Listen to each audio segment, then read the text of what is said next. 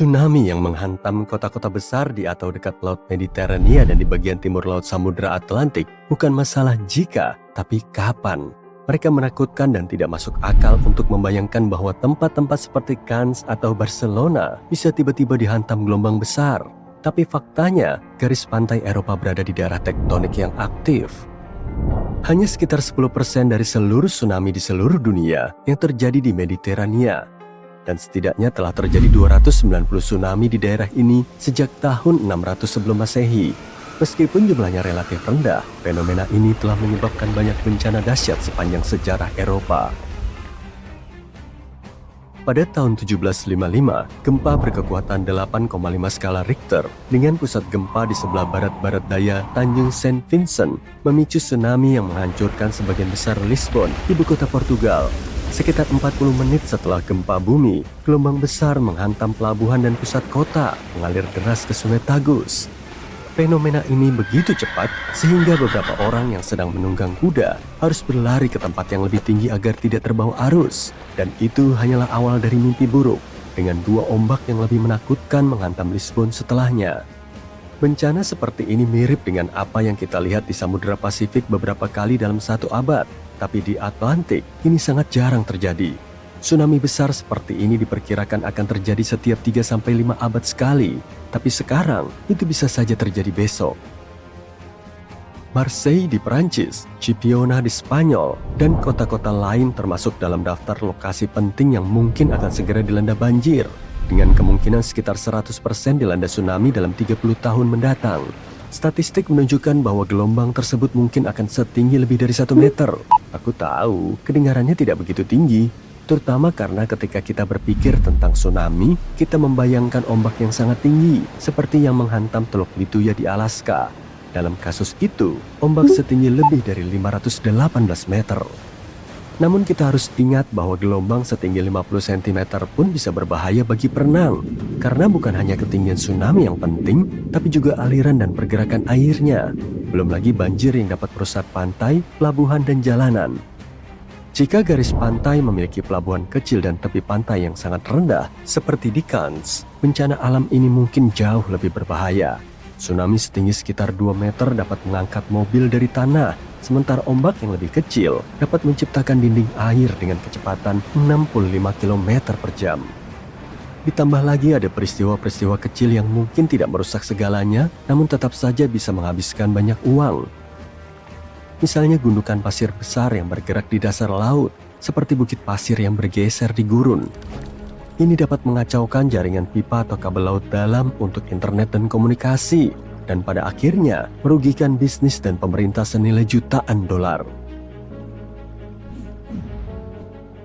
Itulah mengapa organisasi seperti UNESCO khawatir tentang kemungkinan tsunami berbahaya yang akan segera menghantam Eropa. Jadi mereka melakukan segala yang mereka bisa untuk mencegah skenario apokaliptik. Seperti yang terjadi pada tahun 2004 ketika gempa bumi di lepas pantai Sumatera, Indonesia, menyebabkan gelombang tinggi lebih dari 30 meter di masyarakat pesisir, mengakibatkan lebih dari 200.000 nyawa melayang. Dan jangan lupakan kejadian pada tahun 2011, ketika gempa bumi di lepas pantai Tohoku, Jepang, memicu tsunami yang mencapai sekitar 9,6 km ke daratan dan menyebabkan kecelakaan nuklir besar di pembangkit listrik di sepanjang pantai. Lebih dari 16.000 orang kehilangan nyawa mereka dalam tragedi tersebut, dan peristiwa itu mengakibatkan kerusakan infrastruktur senilai miliaran dolar. Bencana-bencana ini merupakan peringatan yang sangat besar, dan kita telah melakukan perjalanan panjang sejak tahun 2004. Kita sekarang jauh lebih aman, sebagian besar karena sistem peringatan tsunami sangat efektif dalam mendeteksi situasi berbahaya ini dengan cepat. Tidak seperti fenomena alam lainnya, tsunami dapat diantisipasi. Kita mungkin hanya punya waktu beberapa menit untuk bertindak, tapi jika kita semua tahu apa yang harus dilakukan, banyak nyawa yang bisa diselamatkan. Dan di sebagian besar belahan dunia, sirine biasanya digunakan untuk memperingatkan orang tentang tsunami. Untuk membunyikan sirene sedini mungkin, peringatan dini tsunami biasanya hanya mengandalkan data seismik. Pertama, para ahli menerima informasi tentang gempa bumi. Gelombang seismik menjalar 100 kali lebih cepat daripada tsunami. Jadi, mereka memiliki cukup waktu untuk menganalisa data dan melihat apakah gempa bumi tersebut berpotensi menimbulkan tsunami dan apakah mereka perlu mengeluarkan peringatan dini tsunami. Di pusat peringatan di Amerika Serikat misalnya, para ilmuwan biasanya mengeluarkan peringatan awal dalam waktu 5 menit setelah gempa bumi. Jika diduga akan terjadi tsunami, peringatan ini juga dapat mencakup informasi tentang waktu kedatangan gelombang, tindakan yang disarankan, dan potensi dampaknya. Namun membunyikan alarm saja tidak cukup. Untuk menyelamatkan nyawa, masyarakat pesisir juga perlu dilatih agar merespons dengan cepat dan dengan cara terbaik. Itulah sebabnya UNESCO membuat program yang disebut Tsunami Ready, yang bertujuan untuk melatih orang-orang yang tinggal di daerah pesisir yang berisiko tentang cara bertindak jika terjadi tsunami pada tahun 2030.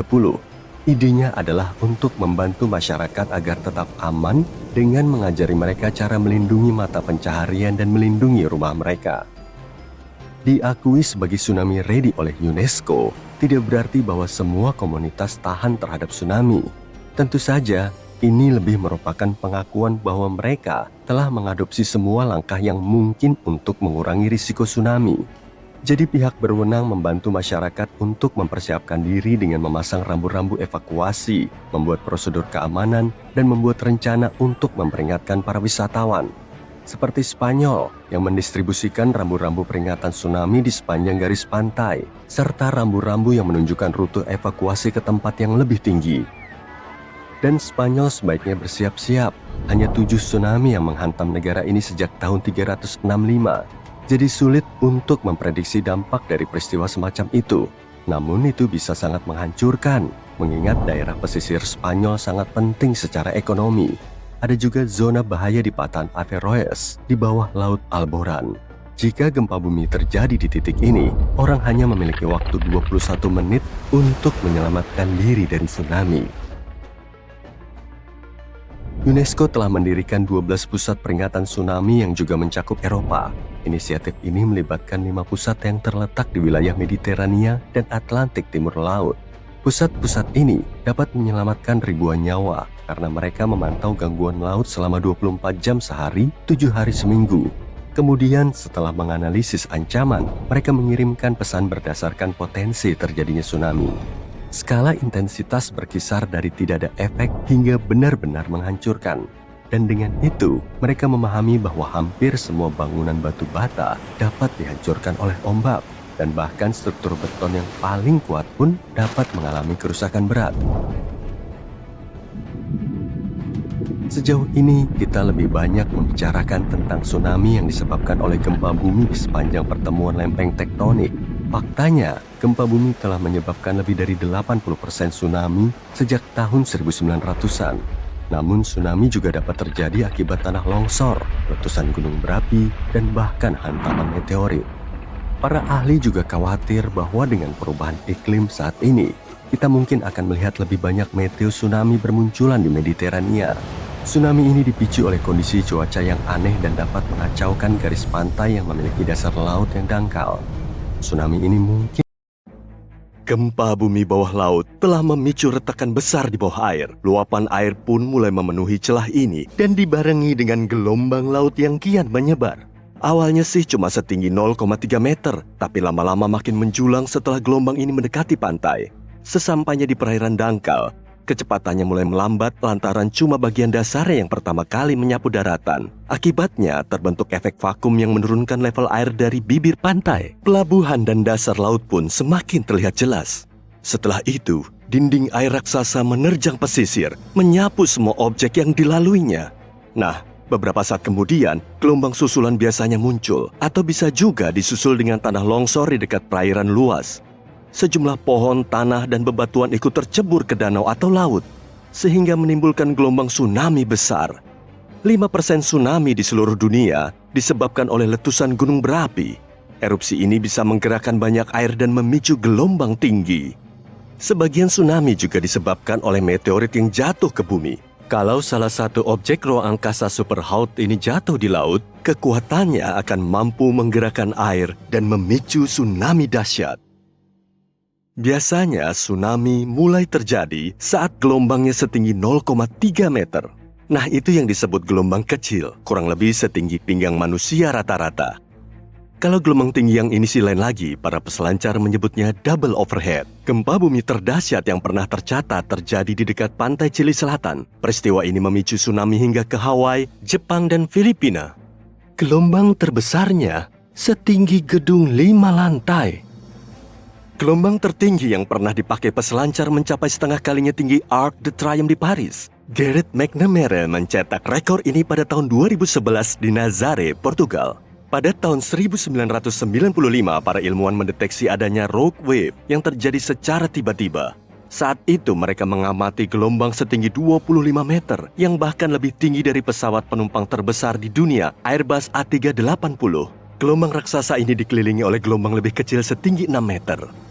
Tsunami Tohoku pada tahun 2011 disebabkan oleh gempa bumi terkuat sepanjang sejarah Jepang. Gelombang tertingginya hampir setengah kali tinggi jembatan Brooklyn. Erupsi Gunung Krakatau pada tahun 1883 menimbulkan dentuman paling kencang yang pernah terdengar di seluruh dunia. Gelombang tsunami tertingginya setinggi Patung Liberty. Tsunami April Mop pada tahun 1946 disebabkan oleh gempa bumi kuat di dekat Alaska.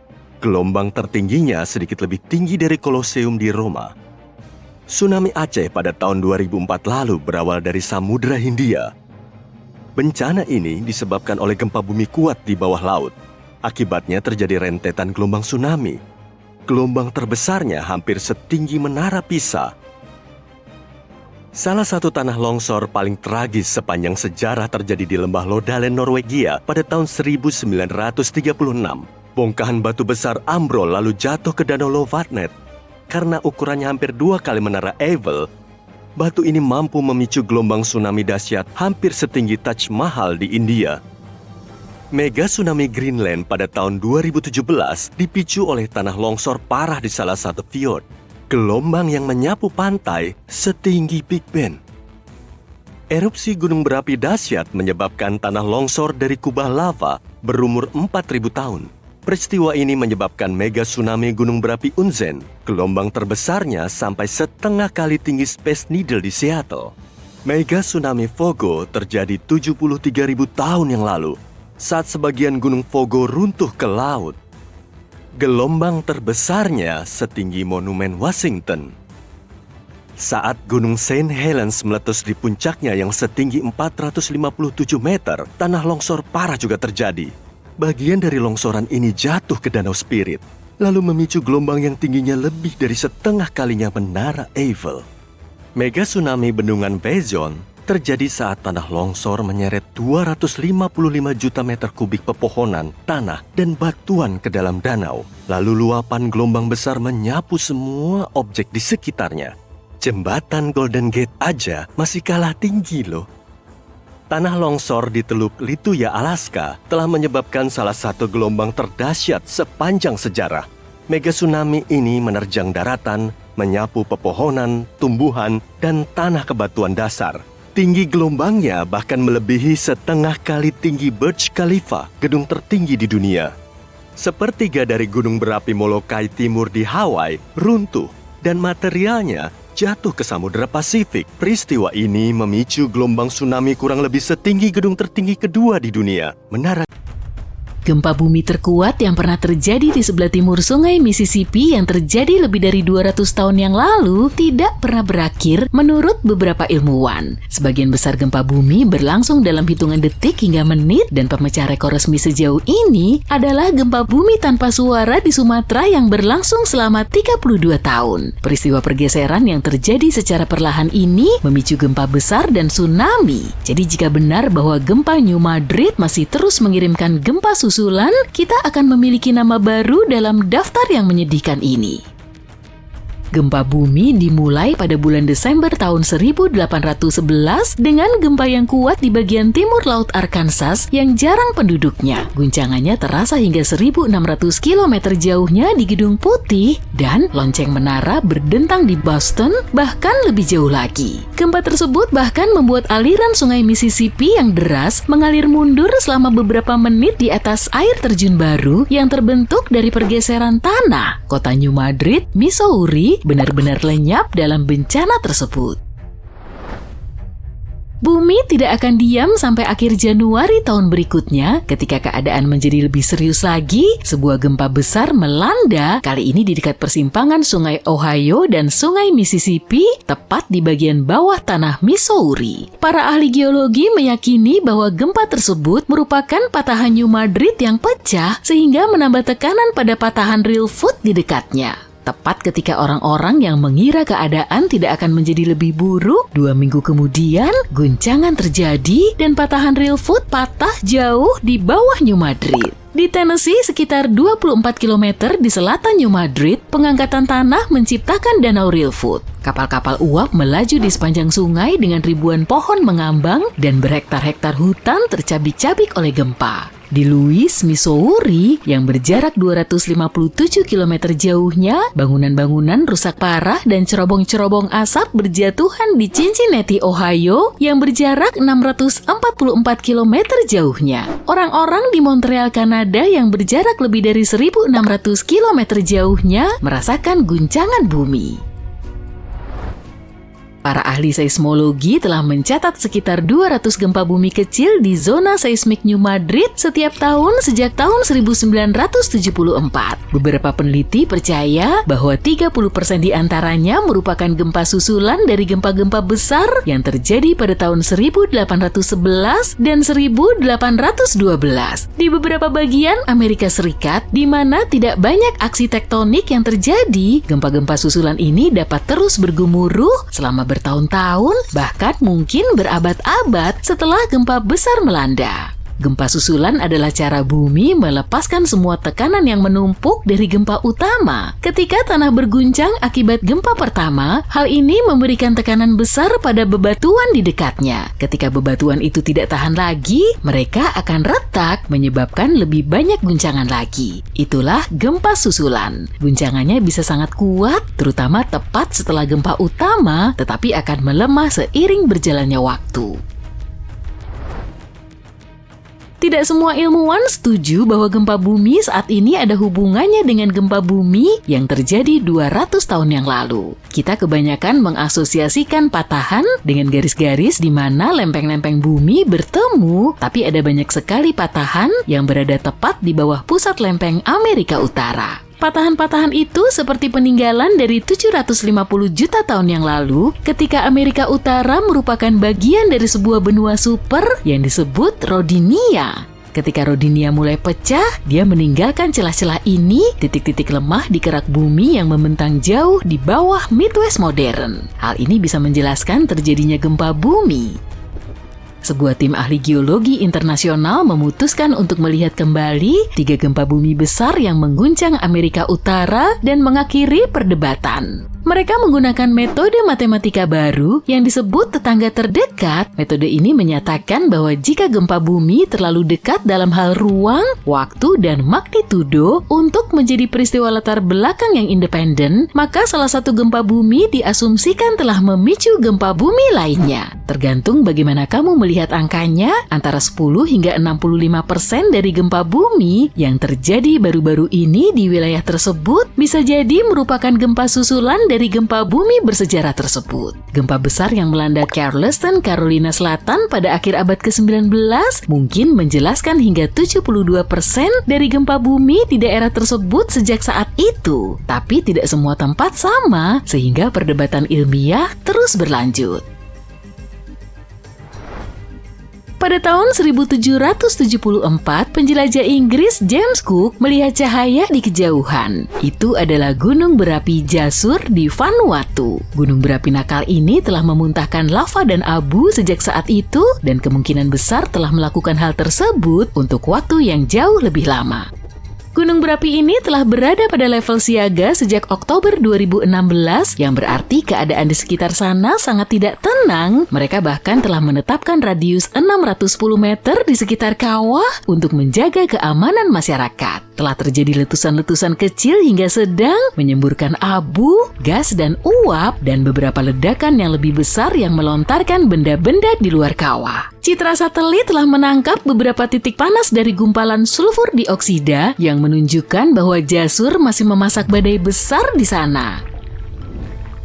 Stromboli, salah satu pulau vulkanik di dekat Sisilia, secara resmi memegang rekor dunia Guinness sebagai gunung berapi yang terus-menerus meletus. Gunung ini telah menampilkan pertunjukan yang berapi-api selama lebih dari 2.400 tahun berturut-turut. Para pelaut kuno menjulukinya sebagai mercusuar Mediterania. Sebagian besar waktu, Stromboli hanya memuntahkan percikan api, tapi sesekali gunung ini menyemburkan aliran lava atau menyemburkan air mancur yang cukup tinggi. Kadang-kadang kamu mungkin juga akan melihat semburan uap panas. Lebih dari 200 juta tahun yang lalu, dunia mengalami perubahan besar dengan tidak hanya satu, tidak hanya dua, tetapi 4 letusan gunung berapi besar yang mengubahnya. Semuanya terjadi di Rangelia, sebongkah besar tanah yang dulunya merupakan gunung berapi supermasif yang membentang di wilayah yang sekarang disebut British Columbia dan Alaska. Aktivitas vulkanik ini mungkin telah membantu dinosaurus tumbuh dari makhluk seukuran kucing menjadi raksasa seperti yang kita lihat di Jurassic Park. Hal ini memulai musim hujan selama 2 juta tahun dalam episode Carnian Pluvial, dan hal ini membuat seluruh dunia menjadi panas dan lembab dan dinosaurus menyukainya. Para peneliti menggali jauh ke dalam lapisan sedimen di bawah danau kuno di Tiongkok. Untuk mengungkap rahasia ini, mereka menemukan jejak abu vulkanik dan merkuri, tanda-tanda yang jelas dari letusan dahsyat tersebut. Ada jejak karbon yang menunjukkan lonjakan besar dalam tingkat karbon dioksida, membuat atmosfer menjadi panas dan hujan turun. Itu semua terjadi dalam 4 denyut terpisah, masing-masing dipicu oleh ledakan gunung berapi yang dahsyat.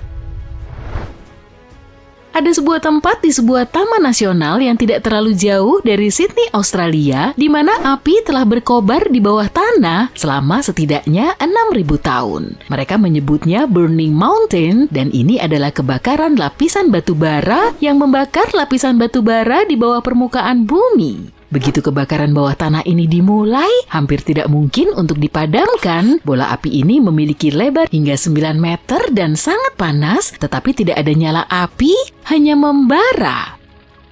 Api telah merambat dengan kecepatan sekitar 1 meter per tahun. Seorang petani lokal pertama kali melihatnya pada abad ke-19 dan mengira ada gempa bumi di Indonesia yang terjadi sejak tahun 1829 dan berlangsung selama 32 tahun.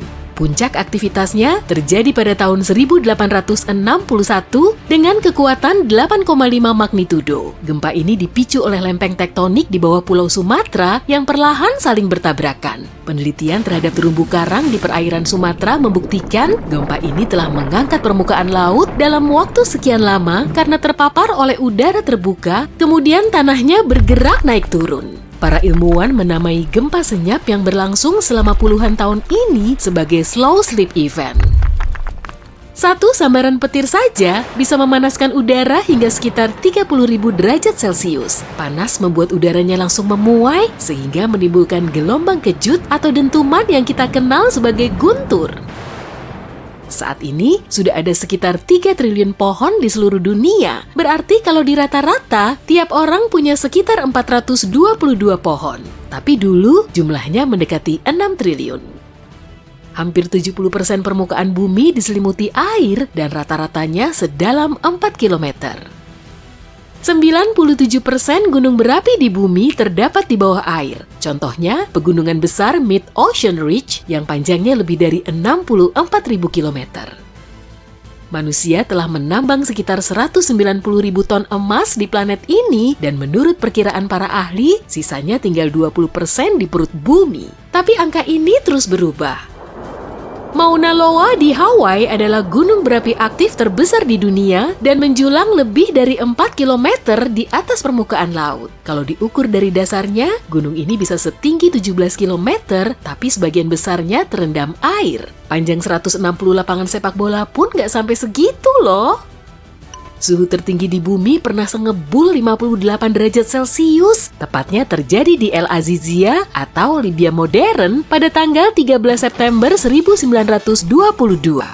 Sedangkan suhu terendahnya mencapai minus 90 derajat Celcius di stasiun Vostok, Rusia pada tahun 1983. Bumi merupakan planet terbesar kelima di tata surya kita setelah Jupiter, Saturnus, Uranus, dan Neptunus. Untuk mengitari keliling bumi sejauh 40.000 km, kita perlu berjalan selama 8.300 jam. Tapi karena daratannya saling terpisah, perjalanan kayak gini akan sulit direalisasikan. Bumi mengorbit matahari selama 365,25 hari. Nah, karena waktu setahun cuma selama 365 hari, kita perlu nambahin 1 hari fullnya di tahun kabisat, yaitu tiap 4 tahun sekali. Rusia mengantongi gelar sebagai negara terbesar di seluruh dunia. Luas areanya sekitar 17 juta kilometer persegi atau lebih dari 1/8 daratan yang dihuni manusia di bumi. Tapi dengan ukuran sejumbo itu, jumlah populasinya relatif sedikit. Planet yang punya 1 satelit hanyalah Bumi. Merkurius dan Venus nggak punya satelit sama sekali, sedangkan planet lainnya minimal punya 2. Bumi sudah berumur lebih dari 4 miliar tahun. Para ilmuwan bisa memperkirakannya dengan meneliti batuan tertua dan meteorit yang telah jatuh ke bumi. Mereka memilih meteorit karena saat bumi dan tata surya terbentuk, batu angkasa ini juga ikut terbentuk. Tanah yang kita pijak sebetulnya berasal dari proses daur ulang. Siklus batuan telah mengubah batuan beku menjadi batuan sedimen, kemudian berubah lagi menjadi batuan metamorf, dan akhirnya kembali lagi ke proses awal. Di bulan juga ada gempa loh, tapi frekuensinya lebih jarang dan kekuatannya nggak sedahsyat di bumi. Gempa di bulan umumnya disebabkan oleh gaya pasang surut atau interaksi antara gaya gravitasi bulan di bumi dan gaya gravitasi bumi di bulan. Sebagai benua terbesar kelima di dunia, Antartika menyimpan 70% cadangan air tawar dan sekitar 90%-nya terdapat di es. Bangkok merupakan kota yang paling banyak dikunjungi di seluruh dunia. Pada tahun 2019 lalu, pengunjungnya membludak sampai 23 juta orang. Kota Paris, London, Dubai, dan Singapura juga masuk ke posisi 5 besar. Lapisan terendah atmosfer bumi disebut troposfer, dan disinilah terjadi proses perubahan cuaca. Permukaan bumi makin panas oleh sinar matahari, lalu udara panas bergerak naik menuju troposfer. Beberapa saat kemudian, udara ini memuai dan kembali dingin saat tekanan udaranya turun. Akhirnya, suhunya kembali naik setelah bumi menghangatkannya lagi.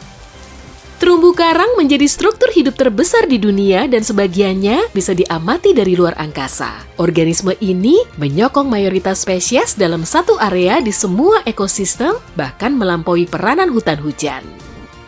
Kata Earth atau yang kita kenal sebagai bumi sudah dipakai sejak sekitar 1000 tahun yang lalu. Kata ini berasal dari bahasa Jerman kuno yang berarti tanah. Tapi nggak ada bukti yang menunjukkan siapa orang spesifik yang mencetuskan nama ini. Selain itu, cuma planet bumi yang namanya nggak didapat dari nama dewa Yunani dan Romawi. Lautan terdalam di bumi terdapat di Palung Mariana dan kedalamannya mencapai 11 km di bawah permukaan laut. Daratan Amerika Serikat terdiri dari sekitar 20% garis pantai yang dihuni oleh lebih dari 50% penduduknya.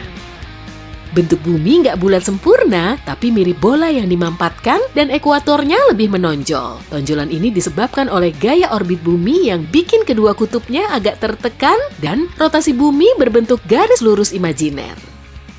Bumi kita mengalami pergantian musim karena sumbunya miring, dan dengan posisi seperti ini, cahaya matahari bisa menyinari sebagian sisi bumi secara langsung dalam jangka waktu spesifik. Kalau matahari setinggi pintu biasa, ukuran bumi akan sebesar uang koin. Kecepatan rotasi bumi perlahan makin ngedrop, dan bahkan untuk mengubah kala rotasinya menjadi 25 jam akan diperlukan waktu selama 140 juta tahun. Predikat hewan terjumbo di seantero dunia disematkan kepada paus biru Antartika. Panjang tubuhnya bisa sampai 30 meter dan beratnya 45 ton. Ya, kira-kira seberat 33 ekor gajah lah. Suhu inti bumi kurang lebih sengebul permukaan matahari, yaitu 5.500 derajat Celcius. Umur bumi sekitar 10.000 kali lebih tua dari manusia. Bumi sudah terbentuk sejak sekitar 4,5 miliar tahun yang lalu, sedangkan manusia purba baru ada 450.000 tahun yang lalu. Hingga saat ini, tercatat ada sekitar 34.000 spesies ikan. Jumlah pastinya bisa jauh lebih banyak karena 95% lautan kita masih belum dieksplorasi. Route 66 di Amerika lebih panjang dari jarak permukaan bumi menuju intinya. Jarak ke inti bumi sekitar 3.000 km, sedangkan Route 66 hampir 4.000 km.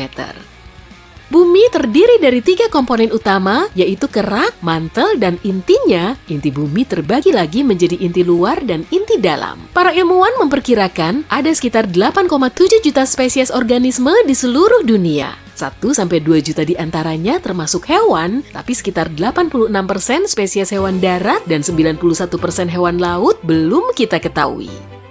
Astronom kuno dulu menganggap bumi sebagai pusat alam semesta. Selama 2000 tahun, mereka meyakini kalau bumi cuma diam dan benda angkasa lain yang mengorbit planet kita. Tapi kemudian, pada tahun 1543, Copernicus memperkenalkan model tata suryanya dengan matahari sebagai pusatnya.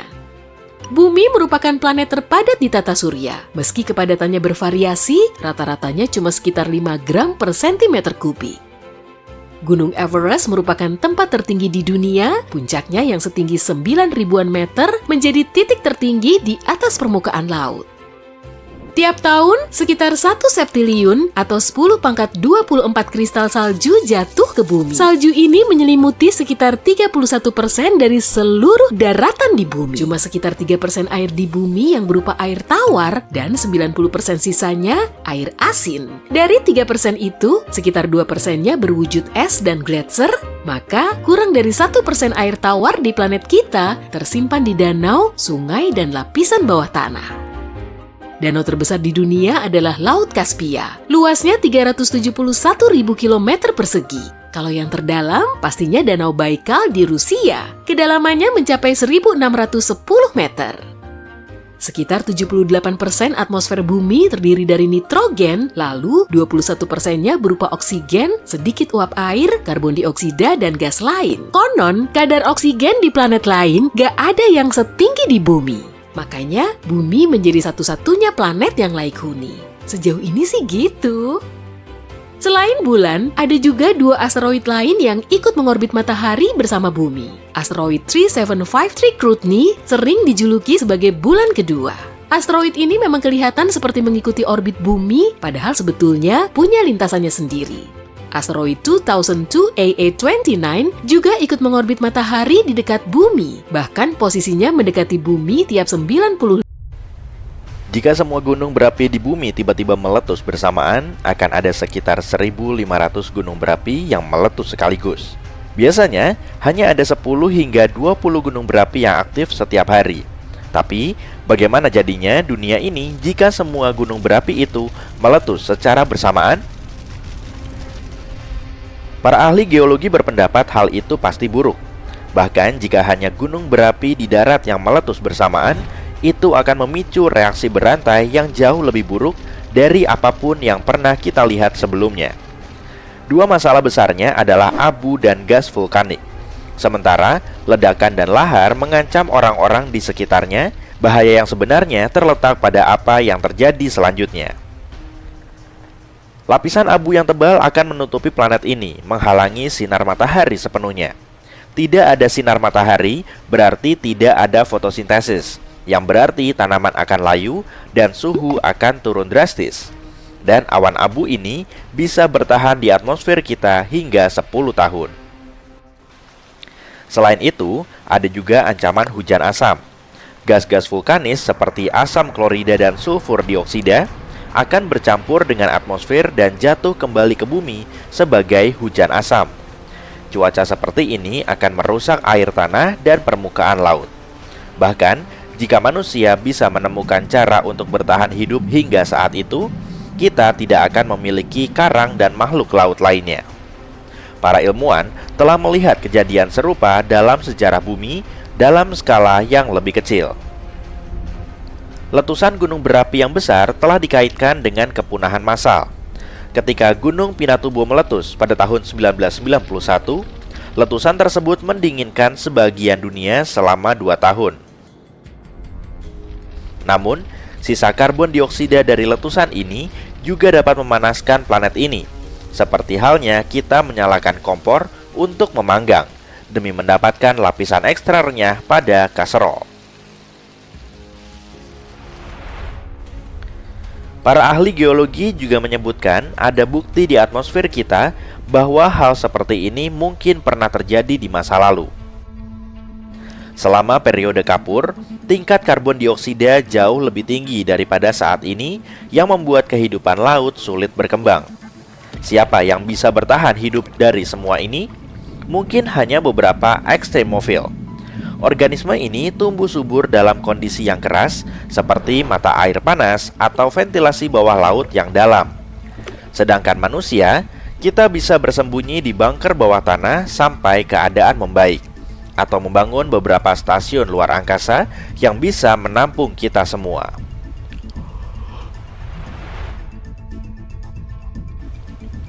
Kemungkinan semua gunung berapi meletus sekaligus sangat kecil. Hal ini karena tidak ada satu sumber raksasa yang memasok semua gunung berapi di bumi. Masing-masing dari lubang ini memiliki deposit magma sendiri, kecuali untuk beberapa kasus di mana beberapa gunung berbagi pasokan. Sebagai contoh, pada tahun 1912, Nova Rupta di Alaska meletus bersamaan dengan gunung berapi lain yang berbagi magma. Para ilmuwan juga telah menemukan bukti adanya magma yang bersembunyi di bawah area vulkanik, seperti di bawah zona vulkanik Taupo di Selandia Baru. Magma ini dapat menyebar secara horizontal hingga jarak yang jauh, tapi ini masih merupakan jaringan lokal. Bahkan, jika kita menganggap semua magma di bawah Taupo sebagai satu sistem, ini tidak terhubung dengan area vulkanis lain seperti Indonesia atau Filipina. Karena sebagian besar terisolasi, gunung berapi tidak dapat bersinkronisasi untuk meletus sekaligus. Magma berasal dari proses yang berbeda, seperti dekompresi mantel atau penambahan air ke mantel melalui subduksi. Tidak ada cara untuk membuat semua gunung berapi ini meletus bersamaan karena cara kerja tektonik.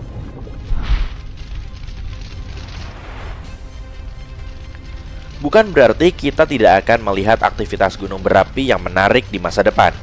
Ambil contoh area bawah laut di dekat British Columbia, di mana baru-baru ini tercatat ada sekitar 200 gempa bumi kecil per jam. Jauh di bawah dasar Samudra Pasifik, di lepas pantai Pulau Vancouver, magma akan meletus, memanaskan air hingga menggelegak seperti soda. Namun, peristiwa ini kemungkinan besar tidak akan diketahui oleh siapapun selain para ilmuwan. Letusan yang ditunggu kemungkinan besar akan terjadi sekitar 5 km di bawah permukaan laut. Para ilmuwan menjelaskan bahwa gempa bumi yang terjadi berkisar antara magnitudo negatif hingga 4,1, yang berarti hanya mereka yang berada di dekatnya yang akan merasakan getaran. Aktivitas tidak biasa ini memberi kita kesempatan langka untuk mempelajari bagaimana kerak bumi terbentuk. Suhu magma di bawah dasar laut diperkirakan hampir mencapai 800 derajat Celcius, namun akan mendingin dengan cepat saat meletus dan bersentuhan dengan air. Batuan cair ini akan membeku saat bersentuhan dengan dasar laut dan dengan cepat berubah menjadi hitam. Peristiwa ini akan berguna bagi para ahli biologi yang akan berkesempatan untuk mempelajari respons hewan laut terhadap perubahan apapun. Lari! Antartika yang sering dilihat sebagai benua es yang luas juga menyimpan kejutan vulkanis di bawah permukaannya yang membeku.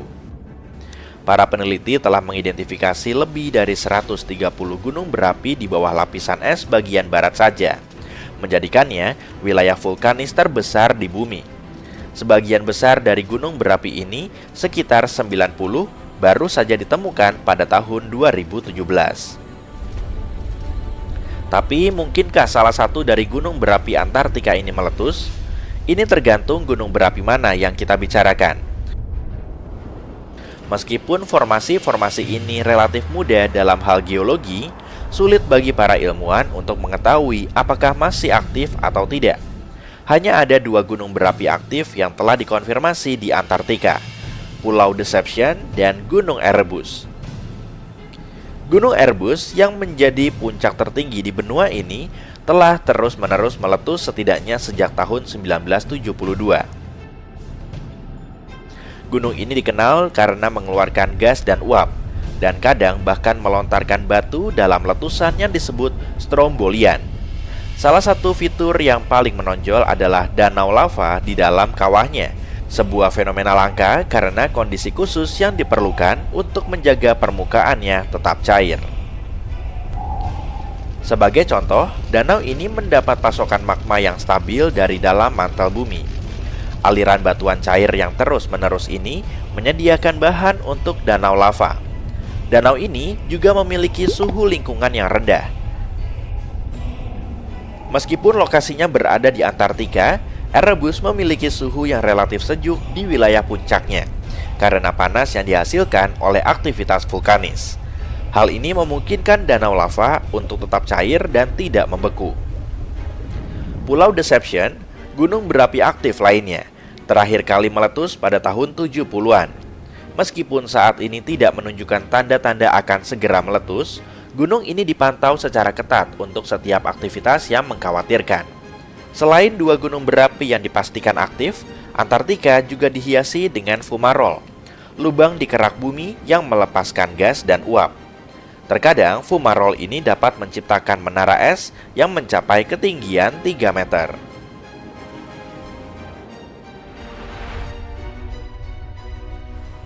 Yang harus kita fokuskan adalah supervulkan. Jenis gunung berapi inilah yang berpotensi menghasilkan letusan paling besar dan merusak. Tidak seperti gunung berapi pada umumnya yang memiliki satu lubang keluar. Supervulkan memiliki ruang magma yang sangat luas di bawah permukaan, dengan diameter puluhan bahkan ratusan kilometer. Kamu mendarat di permukaan bulan, rasanya nggak biasa. Kamu merasa lebih ringan di sini dan lebih mudah untuk berjalan. Kamu memutuskan untuk mencoba ide obsesifmu melompat di satelit alami bumi itu. Meski kamu mengenakan pakaian antariksa yang besar, kamu tetap bisa melayang ke udara. Wuhu! Kamu pun melanjutkan jalan-jalanmu di permukaan bulan, lalu kamu merasakan sesuatu yang aneh. Tanah di bawah kakimu bergetar ya. Rasanya kayak baru terjadi gempa di bulan. Tapi itu mustahil atau emang bisa? Anehnya firasatmu kali ini tidak mengecewakanmu. Gempa bulan memang ada. Faktanya, ada 4 jenis gempa bulan yang cukup kuat untuk dideteksi dari jarak jauh. Ada gempa bulan dalam yang terjadi lebih dari 600 km di bawah permukaan, lalu ada juga tumbukan meteoroid. Gempa termal terjadi ketika kerak bulan yang dingin mengembang, yakni saat matahari pagi menyinari bulan setelah malam-malam beku selama 2 minggu. Lalu ada juga gempa bulan dangkal. Gempa bulan dangkal adalah satu-satunya gempa yang mirip dengan gempa di bumi. Gempa bulan dangkal terjadi 20-30 km di bawah permukaan. Gempa ini paling kuat dan berbahaya. Antara tahun 1972 sampai 1977, jaringan seismik Apollo mencatat 28 gempa bulan seperti ini. Sebagian di antaranya berkekuatan lebih dari 5 skala Richter. Di bumi, gempa seperti ini cukup kuat untuk meretakkan plester rumah dan memindahkan perabotan berat. Ditambah lagi, gempa bulan dangkal bisa terjadi lebih lama dibandingkan dengan gempa bumi. Sekali terjadi, gempa ini bisa berlangsung hingga 10 menit, sedangkan gempa bumi biasanya berlangsung selama 10 hingga 30 detik. Ilmuwan masih belum yakin apa yang menyebabkan gempa bulan dangkal dan bahkan di mana tepatnya gempa itu terjadi. Salah satu teorinya adalah gempa bulan terjadi di tepi kawah besar yang relatif muda yang mungkin amblas dari waktu ke waktu. Menariknya, bulan dan bumi bukanlah satu-satunya tempat terjadinya gempa. Ilmuwan juga merekam gempa, getaran, dan guncangan di area lain di tata surya kita. Misalnya saja, Merkurius. Beberapa tahun lalu, ilmuwan menemukan kalau planet ini menyusut. Itulah sebabnya planet ini tampak aktif secara tektonik. Atau ambil contoh saja, Venus. Venus merupakan teka-teki tektonik bagi para ahli. Saat ini Venus tidak punya lempeng tektonik dan mungkin tidak akan pernah punya. Tapi permukaannya memiliki lipatan dan patahan dan kelihatannya seperti punya lempeng tektonik. Di sisi lain, fitur-fitur ini mungkin muncul karena proses lain, misalnya aktivitas vulkanik. Tapi meski kita belum pernah mengamati gempa Venus, ilmuwan yakin mereka bisa mendeteksinya karena getarannya tampak seperti riak di atmosfer tebal planet itu. Sekarang kita ke Mars, kita tahu pasti bahwa planet ini aktif secara seismik. Pesawat pendarat NASA menempatkan seismometer di permukaan planet merah itu, dan pada tahun 2019, alat ini berhasil mengukur gempa Mars yang pertama. Setelah itu, pendarat itu terus merekam gempa, tapi gempa-gempa itu sangat lemah, dan kalau terjadi di planet kita, gempa-gempa itu akan tertutupi oleh suara dari lautan bumi.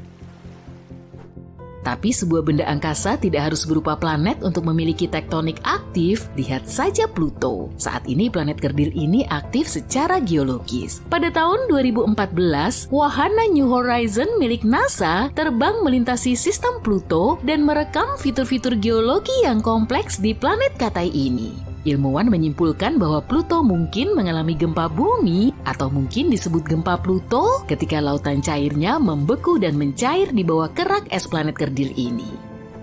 Bulan-bulan Jupiter, Europa, dan Io, serta bulan-bulan Saturnus, Titan, dan Enceladus juga aktif secara geologis meski ukurannya kecil. Fitur-fiturnya beragam dari gunung berapi dan semburan air hingga potensi adanya lautan di bawah permukaan. Oke, aku yakin kamu belum tahu fakta-fakta keren tentang gempa yang terjadi di planet kita. Ada satu tempat di bumi di mana 90% dari total keseluruhan gempa bumi terjadi. Tempat ini disebut cincin api dan membentang di sekitar Samudra Pasifik dari Selandia Baru sampai ke Amerika Selatan. Menurutku bentuknya lebih mirip tapal kuda sih. Para ahli menyatakan bahwa gempa bumi yang tak terhitung jumlahnya ini disebabkan oleh banyaknya gunung berapi di wilayah tersebut dan pergerakan lempeng tektonik yang konstan. Sekitar 1,5 juta gempa bumi terjadi di bumi setiap tahunnya, tapi banyak di antaranya terjadi jauh di dalam kerak bumi dan hanya peralatan khusus yang bisa mendeteksinya. Kita merasakan sekitar 20% gempa bumi, cuma 100 di antaranya yang menyebabkan kerusakan. Gempa bumi terbesar yang pernah tercatat terjadi di Chili pada bulan Mei 1960. Kekuatannya mencapai 9,5 skala Richter dan gempa itu benar-benar dahsyat. Selama gempa terjadi, seismograf mendeteksi dan merekam gelombang seismik yang menjalar ke seluruh dunia. Gelombang tersebut mengguncang planet ini selama berhari-hari. Adapun gempa bumi paling kuat yang terjadi di Amerika Serikat berkekuatan 9,2 skala Richter dan terjadi di Alaska. Oh iya, Alaska juga California adalah negara bagian yang paling rawan gempa bumi di Amerika Serikat dan salah satu wilayah yang paling aktif secara seismik di dunia. Gempa berkekuatan 7 skala Richter terjadi di sana hampir setiap tahun. Sebuah gempa bumi besar sebenarnya mampu memperpendek durasi 1 hari. NASA menyatakan bahwa gempa bumi yang sangat besar bisa menggeser poros planet kita dan dengan demikian mengubah durasi hari yang kita jalani. Tapi kita tidak menyadarinya karena perubahan ini diukur dalam mikrodetik. 1 mikrodetik adalah 1/1.000.000 detik. Ilmuwan berpendapat bahwa gempa bumi 9,1 skala Richter yang terjadi pada tahun 2004 di Sumatera memperpendek durasi hari kita sebanyak 6,8 mikrodetik. Para ahli terbaik pun tidak bisa memprediksi gempa bumi. Hal ini sebagian besar karena mekanisme yang memicu gempa berada sangat dalam di bawah tanah. Namun sekarang ini orang-orang sudah mempelajari cara untuk mengetahui waktu yang lebih tepat kapan gempa bumi akan terjadi. Gempa bumi dapat dipicu oleh letusan gunung berapi atau katakanlah tabrakan meteor. Tapi sebagian besar gempa bumi disebabkan oleh pergerakan lempeng tektonik planet kita. Permukaan bumi terdiri dari 15 hingga 20 lempeng tektonik yang terus bergerak. Tekanan meningkat ketika lempeng-lempeng itu bergeser dan ini bisa membuat kerak bumi pecah. San Francisco pun sedang bergerak menuju Los Angeles saat ini. Kecepatan pergerakannya sekitar 5 cm per tahun. Itu sama cepatnya dengan pertumbuhan kuku manusia loh. Hal ini terjadi karena kedua sisi patahan San Andreas, yakni patahan benua yang membentang sepanjang 1.200 km sampai California, saling bergesekan. Jadi dalam beberapa juta tahun lagi, Los Angeles dan San Francisco bisa jadi tetangga. Danau, kolam, dan kanal menjadi sedikit lebih hangat dan mulai berbau sebelum terjadi gempa bumi. Hal ini terjadi karena gas-gas dilepaskan ketika lempeng tektonik bergeser. Sebagian besar hewan merasakan tanda-tanda ini dan mengubah perilakunya. Sebagai contoh, ilmuwan melihat kodok menghilang sebelum gempa bumi di Italia pada tahun 2009. Tapi begitu bencana alam itu berakhir, kodok-kodok itu muncul lagi. Bahkan setelah gempa bumi berakhir, kamu mungkin masih melihat air berguncang di kolam renangmu. Kamu nggak perlu khawatir, ini adalah fenomena yang disebut seis. Air bisa terus berguncang selama berjam-jam setelah gempa berakhir. Sebagai contoh, kolam renang di University of Arizona kehilangan sebagian air akibat seis yang disebabkan oleh gempa bumi di Meksiko yang terjadi 2000-an kilometer jauhnya. Pada tanggal 27 Februari 2010, gempa bumi besar terjadi di Chili. Gempa tersebut berkekuatan 8,8 skala Richter. Akibatnya gerak bumi di wilayah itu terkoyak secara dramatis sampai-sampai sebuah kota bernama Conception bergeser sejauh 3 meter ke arah barat. Gempa bumi lainnya mengakibatkan gunung tertinggi di dunia, Everest, menyusut sekitar 2,5 cm. Hal ini terjadi pada tahun 2015 ketika gempa berkekuatan 7,5 skala Richter menyebabkan beberapa gunung Himalaya menyusut. Orang Jepang dulunya percaya bahwa gempa bumi disebabkan oleh namazu, yakni ikan lele raksasa yang hidup terendam dalam lumpur di bawah pulau-pulau Jepang. Ikan ini akan meronta-ronta menyebabkan aktivitas seismik. Sedangkan orang Yunani kuno, mereka percaya bahwa dewa laut yang kuat, Poseidon, yang menyebabkan gempa bumi dengan memukulkan trisulanya ke bumi ketika marah. Menurut mitologi Hindu, ada 8 gajah yang menahan bumi di tempatnya. Ke-8 gajah ini bergantian menyeimbangkan diri di atas punggung kura-kura raksasa yang berdiri di atas lilitan ular yang lebih besar lagi. Dan setiap kali salah satu dari hewan-hewan ini bergerak, gempa bumi pun terjadi. Gempa berkekuatan 15 magnitudo berpotensi menghancurkan planet kita sepenuhnya dan menguapkan semua air dalam hitungan detik, sehingga bumi tidak dapat dihuni. Lebih dari 1,5 juta gempa bumi terjadi setiap tahun, tapi tidak ada yang berkekuatan 15 magnitudo. 90% gempa bumi terjadi di cincin api mengerikan yang terletak di sekitar Samudra Pasifik. Tanah di sana seperti jelo, berguncang hampir secara konstan. Gempa bumi paling kuat yang pernah melanda bumi berkekuatan 9,5 magnitudo. Kekuatan sebesar itu bisa memperpanjang atau memperpendek hari. Tapi mungkin ada gempa bumi di dalam rumahmu sekarang yang disebabkan oleh debu yang mendarat di atas meja. Tapi kekuatannya negatif 15 magnitudo. Gempa bumi terjadi ketika lempeng tektonik bergerak. Lempeng-lempeng tersebut seperti kepingan Lego yang tidak terpasang dengan baik, dan ketika mereka bergerak ke atas, ke bawah, atau menabrak satu sama lain, tanah pun ikut bergerak, memicu gempa bumi. Energi tektonik ini berfungsi seperti baterai.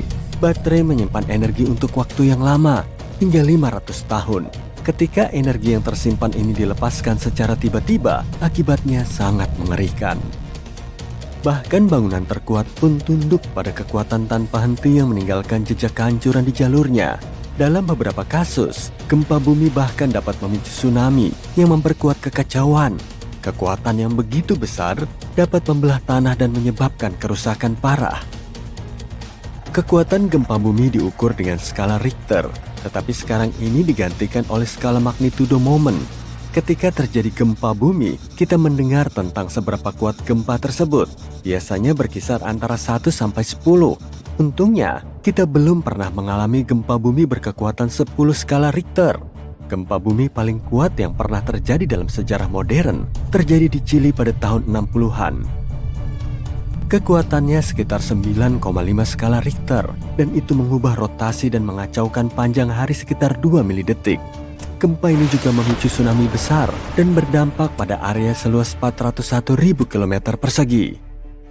Skala Richter sebenarnya tidak memiliki batas, namun apapun di atas 25 tidak perlu diukur karena jika itu terjadi, kita akan berubah menjadi debu dan tidak akan ada yang peduli untuk mengukur bencana ini. Seperti yang dikatakan sebelumnya, gempa bumi terkuat berkekuatan 9,5 magnitudo. Jika kekuatan gempa ini 0,5 magnitudo lebih besar, maka akan tercipta garis patahan sepanjang 3.500 km. Panjangnya hampir 7 kali lipat ukuran Wyoming. Gempa berkekuatan 11 magnitudo akan membuat setengah dunia retak. Tsunami besar akan menghantam daerah pesisir, menghancurkan segalanya, dan bumi akan mengalami krisis lingkungan yang sangat besar. Jika kamu suka mendaki gunung, akan ada gunung-gunung baru untuk dijelajahi yang tercipta akibat gempa bumi yang menakutkan.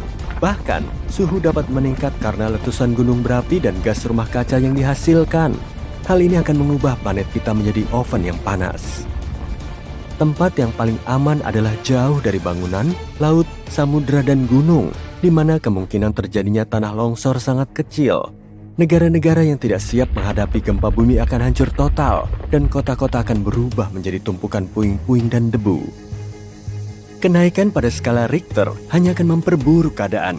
Tapi jangan khawatir, gempa bumi dengan kekuatan sebesar itu tidak mungkin terjadi. Kerak bumi tidak memiliki energi yang cukup untuk menghasilkan gempa bumi seperti itu. Tapi ada sesuatu yang memiliki kekuatan yang jauh lebih besar dan dapat menghasilkan gempa bumi super besar. Asteroid cukup kuat untuk menghancurkan planet kita, seperti yang kita ketahui dari era dinosaurus. Asteroid itu berukuran sekitar 10 km dan menyebabkan kerusakan besar pada planet ini. Asteroid itu memicu gempa bumi yang mengguncang bumi secara konstan selama berbulan-bulan. Gempa-gempa yang menakutkan ini sekitar 50.000 kali lebih kuat daripada gempa Chili. Gempa-gempa ini juga memicu tsunami yang 30.000 kali lebih kuat daripada tsunami Samudra Hindia. Dan tsunami yang terakhir ini merupakan salah satu tsunami paling dahsyat yang pernah menghantam bumi. Gempa bumi yang disebabkan oleh asteroid ini berkekuatan 11 magnitudo, menjadikannya bencana alam yang paling kuat dan paling menakutkan yang pernah ada. Dan semoga saja tetap seperti itu ya. Tsunami Samudra Hindia hanya berdampak pada wilayah-wilayah tertentu di dunia. Sementara itu, tsunami asteroid berdampak pada setiap bagian dunia dan memiliki gelombang setinggi 10 meter. Bahkan jika kamu pergi ke tempat yang paling terpencil di bumi, kamu tidak akan bisa bersembunyi dari malaikat maut ini. Gempa berkekuatan 15 magnitudo tidak akan lebih kuat 50% dari gempa Chili. Skalanya tidak bekerja seperti itu. Ini akan menjadi sekitar 100 juta kali lebih kuat dari gempa berkekuatan 9,5 magnitudo. Itu bisa membuat semua air di bumi menguap, membuat kita hancur dan tanpa H2O untuk bertahan hidup. Semua ekosistem akan runtuh, semua rantai makanan akan terputus, dan hanya beberapa bakteri super kuat yang mungkin bisa bertahan hidup. Itu hanya sebagian kecil dari hal-hal menakutkan yang bisa terjadi. Lautan seperti AC untuk planet kita. Tanpanya, bumi akan menjadi sangat panas. Lautan juga berfungsi sebagai perisai dari sinar matahari yang kuat. Lautan juga berfungsi sebagai penyerap panas dan mendinginkan bumi. Para ilmuwan berpikir bahwa hal yang paling berbahaya adalah ketidakmampuan kerak bumi untuk bertahan dari guncangan dahsyat gempa berkekuatan 15 magnitudo. Jika planet kita secara ajaib selamat dan tidak berubah menjadi debu, maka akan ada celah besar di keraknya. Tanah akan menjadi seperti agar-agar.